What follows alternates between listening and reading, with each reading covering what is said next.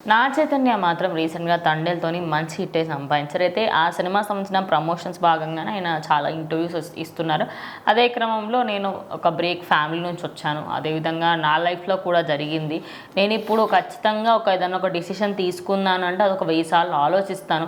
అది కరెక్టా? కాదా? అని చెప్పేసి అంటూ ఆయన మాత్రం ఆయన లైఫ్‌లో జరిగిన ఒక బ్యాడ్ ఇన్సిడెంట్ గురించి అయితే ఆయన మాట్లాడుకున్నారనమాట. అది ఆయన బ్యాడ్ అని కన్సిడర్ చేయట్లేదు.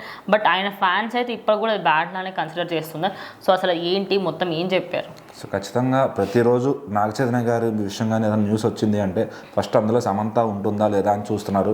ప్రజలు అలా అలవాటు పడిపోయారు. ఎందుకంటే నాగ చైతన్య, సమంత వీళ్ళ గురించి ఏదో స్టోరీ ఉంటుంది, వీళ్ళ పాస్ట్ ఏదో ఒక స్టోరీ వస్తే అది జనాలకు ఒక ఎంటర్టైన్మెంట్ అయిపోయింది అనమాట. సో ఖచ్చితంగా దాని గురించే నాగ చైతన్య గారు ప్రస్తావించారు. ఎందుకంటే నేను ఒక బ్రేకప్ అయిన ఫ్యామిలీలో పుట్టి పెరిగాను. సో నాకంతా ఒక ఐడియా ఉంది, అంటే మనుషుల వాల్యూ ఏంటి అనేది నాకు తెలుసు.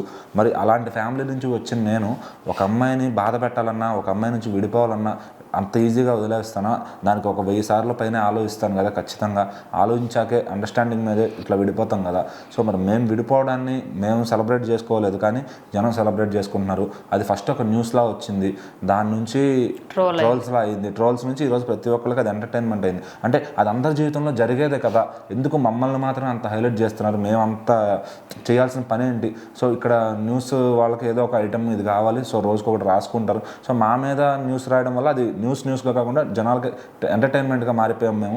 సో అంత చీప్ చేయాల్సిన అవసరం లేదు కదా మమ్మల్ని. సో మాకు అయిపోయింది, మేము వదిలేంచేసుకున్నాం, అయిపోయింది. మాకు లేని థాట్ని మళ్ళీ గుర్తు చేస్తూ ప్రతిసారి రాయడం ఎందుకు? ఇది ఎక్కడ బ్రేక్ అవుతుంది, ఎక్కడ అనేది ఆగుతుందంటే ఇంకెవరైతే దీని గురించి రాస్తున్నారో వాళ్ళు మాత్రం ఆపినప్పుడే ఇది ఆగుతుంది ఖచ్చితంగా.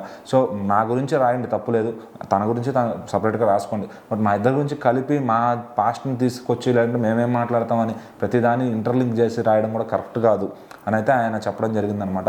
ఎందుకంటే ఆయన కూడా అదే ఫ్రీగా వదిలేశారు. వదిలేసిన తర్వాత ఇంకా ఎందుకు కొంతమంది అలాగే పట్టుకుని వేలాడుతూ వాళ్ళ గురించే రాస్తూ అయిపోయింది కదా. దాదాపు 3 కాదు 4 సంవత్సరాల నుంచి వెంటాడుతూ రాస్తూనే ఉన్నారు. ఏదో ఒక ప్రతిరోజు వాళ్ళకి పొద్దున్న లేవగానే ఆయన న్యూస్ చూసుకుంటే అందులో 10లో 8 వీళ్ళిద్దరి మీదే ఉంటాయి అనమాట.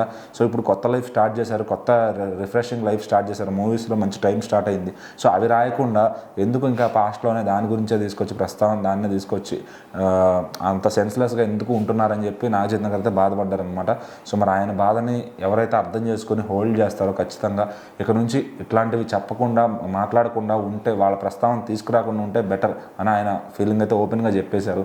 సో మరి దీనికి ఏమన్నా సమంత గారు ఏమన్నా స్పందిస్తారో, ఇంకా ఆవిడైనా చెక్ పెడతారో దీనికి, ఆవిడ కూడా ఇట్లాంటి ఐడియాతోనే ఉన్నారా లేకపోతే ఆవిడకి ఇంకా వేరే ఐడియాలు ఉన్నాయా, ఇతన్ని మొత్తానికి కంప్లీట్గా వ్యానిష్ చేయాలనే టైప్లో ఆవిడ పిఆర్ టీంతో చేసే స్టంట్స్ కానీ అవన్నీ ఉన్నాయా లేదా అనేది మరి ఆమె నెక్స్ట్ ఇంటర్వ్యూలో చూద్దాం.